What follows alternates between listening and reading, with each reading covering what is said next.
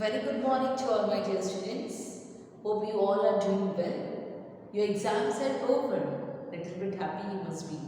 Okay, but you need to complete with your notebooks very soon. We will ask you to submit your notebooks.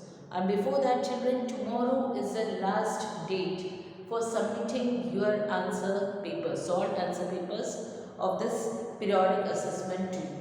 So without fail, do submit it today or by tomorrow.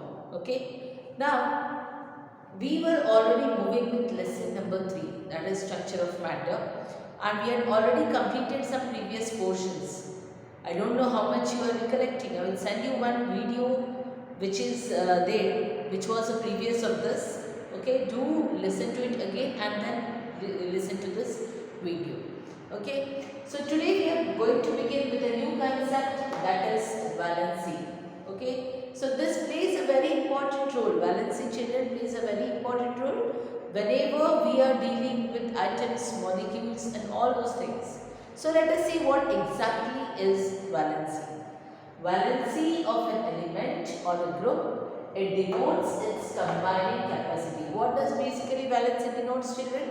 It does denotes the combining capacity. That means how well the atom or element can combine. That will tell us with the valency of that element.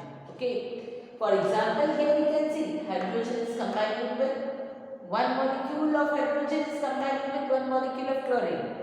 Two atoms of hydrogen are combining with one atom of oxygen. One atom of nitrogen is combining with three atoms of hydrogen. Two atoms of hydrogen are combining with one atom of sulfur. So this goes on the combining capacity. Okay. So basically it is the number of hydrogen atoms which can determine, which can combine with or can be displayed by one atom of that element. So basically we are knowing that most of the time the elements they will combine with hydrogen atom. Okay. And that is being displayed by putting them together. Here we are seeing they all have combined with hydrogen. Okay. And therefore we are saying that the hydrogen atom has got the combining capacity or displaying itself by one of the atom of that element. Okay. But there are certain elements like helium, neon, argon which do not combine with any of the element. They don't combine with other elements. Okay. So their valency will be always 0. Okay, children, do remember. If you remember, these are inert ones. If you remember, and these elements they won't combine with any of the elements. So the valency of these elements will be always 0. Okay. At the same time, you can see that there are certain compounds which do not always combine with hydrogen. Okay, children. That means they have something else to be combined with. Every time it's not compulsory that hydrogen will be the one which will be combining with the other elements. Okay. There are certain elements which don't have that H in that formula. Okay. For example, let us take here zinc. Zinc oxide. How is zinc oxide being formed? Zinc oxide is formed by combining zinc along with oxygen. So here you cannot see any kind of hydrogen atom. Can you? No. So here we can see that there are certain elements which do not combine with hydrogen, and in the meantime what valency will take? We will take the valency of hydrogen, oxygen, sorry. We will combine the valency of oxygen here. Okay. I hope this concept of valency is clear to you. Now we will see writing a formula. If you remember, I have given you some instructions of how to write a formula. Okay, what all information we can get from a formula. You are knowing how many atoms are present, which atoms are present, which elements are present. All these things you can get to know if you see a formula.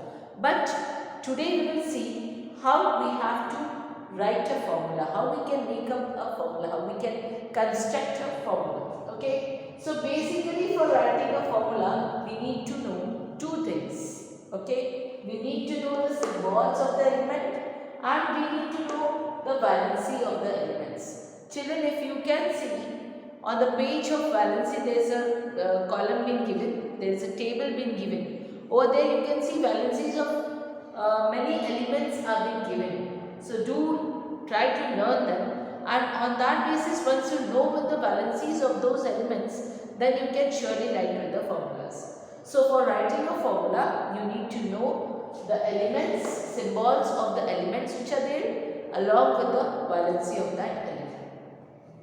Now there are basically 3 steps how we have to write a formula. I will tell you along with example. Okay.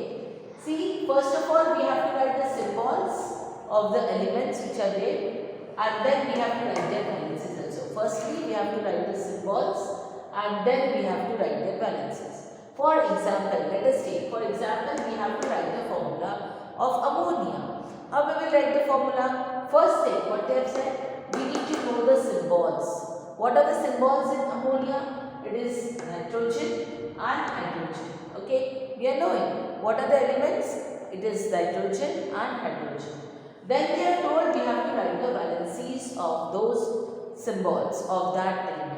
So if you check in that column, if you check in that table which is there, you will see nitrogen has got the valency as 3 and hydrogen has got the valency as 1. Okay. So here, next step we will move on, divide by any common factor. Then we have already written with the valencies now, then we have to spot out the common factor between the 2 valencies. Okay. Can you see, is there any common factor? No, it doesn't go on with any common factor. So we have to directly move on to the next step. What is the next step? Interchange the numbers. After writing the valencies, we have to interchange the valencies. Okay, I will tell you here. See, first step was to know with the symbols, that is N and H. Then we have written with the valencies. N has got the valency as 3, hydrogen has got the valency as 1. There was no common factor which was present between these two. Okay. Then we will first of all write the valencies of this element. And that is nitrogen has got the valency as 3, hydrogen has got the valency as 1. And when we are writing, we have to write it superscript, means ऊपर लिख रहा है, ये alphabets के ऊपर लिख रहा है, that is called as superscript. Subscript यानी नीचे, super यानी ऊपर. Okay. So N I have written valency ऊपर, H I have written the valency ऊपर. Then next step is we have to interchange the numbers. अभी N के ऊपर मैंने लिखा है 3, H के ऊपर में लिखा है 1. अब मुझे क्या करना है? इसे इंटरचेंज करना है. तो मैं 3 को लिखूंगी H के साथ, 1 को लिखूंगी N के साथ. और मैं कहाँ लिखूंगी? I will write it down now. Subscript. Okay, N1 H3. So this is a formula for ammonia, that is NH3. Okay, I will tell you one more example. Let us take up, we have to find out the formula for aluminium sulfate. We are knowing what are the symbols, that is Al, and sulfate is there, that is SO4.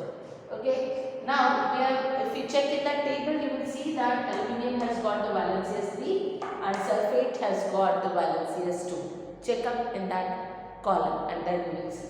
Now I have told you second step, there is again no common factor going on. So we will write the valencies superscript ऊपर लिखेंगे.